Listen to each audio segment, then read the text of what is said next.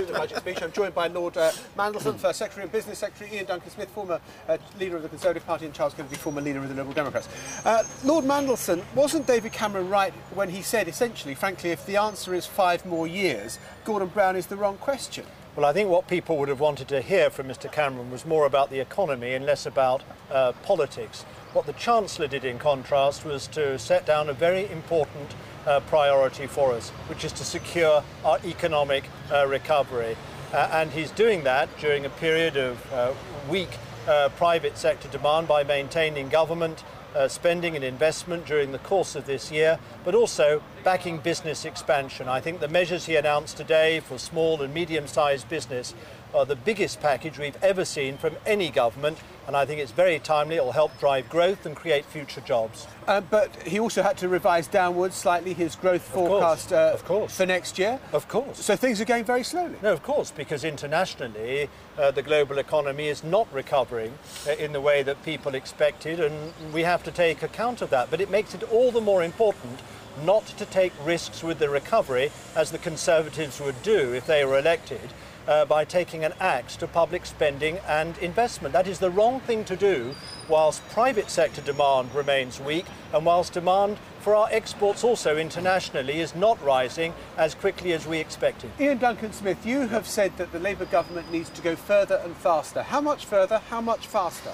Well, here's the real point. What he should have done in this budget today was lay out what his spending programme was going to be for all the departments, because we know, and your correspondent has said it, there's over £30 billion missing from their accounts. In other words, the public is being led into a position where they don't know how much will be cut by Labour as we run through the next 12 months.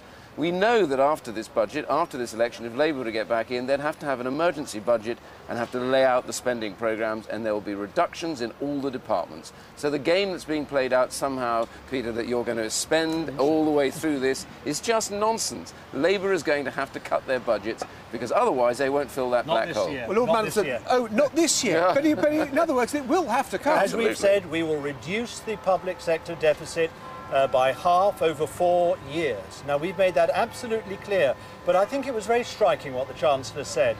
He said, we are so far being able to lower our borrowing, we're undertaking less borrowing because of economic growth. Now, the stronger is economic growth, the better we will be able to reduce borrowing and Peter, pay down debt. you're borrowing more than every other Labour government totalled up in history. Absolutely, because we've just stopped our economy going over a cliff. Well, you took it there. But you took the economy over the cliff. I think the banking crisis had something rather... Well, I think you guys were in power. I don't know where you get off the hook. As we came to the conclusion of the budget, the one bit of theatre in that theatre of the absurd across the road there, you couldn't help but feel the politics of this was not so much the budget for Britain as the budget about Belize. And that's certainly... Of course, and that certainly had glum faces on the Conservative benches. And all the Labour one MPs thing cheered. Yes. All the Labour MPs cheered that. Sorry, I mean... They cheered an awful lot, actually. What I want to say is, that's the politics of the situation. Yeah. There is an awful lot left hanging as a result of this budget. Now, take one of the central specifics on the stamp duty with regard to purchase prices for Labour properties. MPs also cheered that. Yes, but they need to look at the other side of the equation, Peter. Good for first-time buyers, narrow window of opportunity, but here's the big but, as well you know. You've got to get these essentially nationalised banks to start lending, and they're not showing any signs of doing that to the people who actually need the support. Let me ask you, can I just ask you a specific? The Red Book apparently shows that your departmental budget is being cut. Where? I've already announced all the operational efficiencies, savings, reductions in cost, and I'm going to put out a press release today which will spell out where further costs will be saved and where further efficiency savings will take place. And I'm very proud of that, because we all have to tighten our belts in this situation. But equally... So how much will that be? But equally, you'll see this afternoon, but equally you also heard the Chancellor announcing reduced taxes for businesses. Just on your department. They are my department. Yes, OK. So there are going to be further cuts announced today, and we will know where. We will know the sum, but will we know where? Yeah. What you will see, as I will set out, is where we're going to tighten our belts, not just my department and but also others. But you've also had announced by the Chancellor the tax reductions for business, the I just want to follow this up. No, Yeah, I'm telling you, I'm sorry, you have to hear the end of the answer.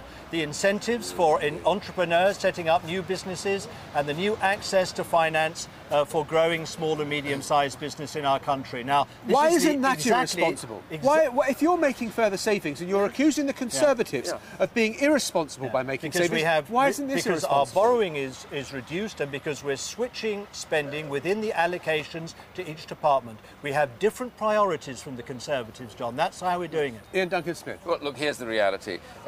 Labour is not being honest. This budget is a political game. Charles made that point. Lots of little things to try and blindside the Conservatives. The truth is, there is a big black hole in their finances. They will have to fill it if they get back into power with cuts.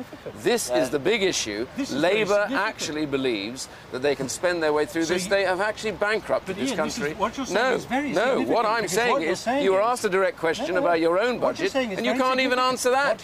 Nobody in Labour will tell us what they're going to be spending in the next 12 months. So what you're saying is... It is a silly game that's being played out. All our measures for small and medium-sized business, you wouldn't support. What I'm saying is, none of you will be supporting any of what you're saying now because you are in a hole and you will not explain how you're going to get yourselves out of it. This is very significant. Charles That's Kennedy, the silly game. Very significant. Boys, let's take another specific out of the budget, Peter. University students. Yeah. We know it's massively oversubscribed. Yeah. People have got conditional acceptances and we need that seed con for the future. Yeah. DTI, you'd be the first to support and promote that as you do. What's going to happen? What was the weasel word in what the Alistair Darling just said? Extra funds to fund 20,000 more places. Excellent. Where will the money come from? It will come, first of all, from the banker's bonus tax income that he hopes to get. No, that's fine. And secondly, just as you've said about your own department, it will come from these amorphous savings that are going to materialise. I just don't believe it. When are we going to get this We'll announced? judge you by the colour of your money later in the year. They're not going Except to be I don't think amorphous. you'll be here to be But judged. let me just make a point about the universities, if I may, Charles. Sure. They need to tighten their belts. Oh, yeah. They need to take out some of their costs. They need to prioritise some of their spending.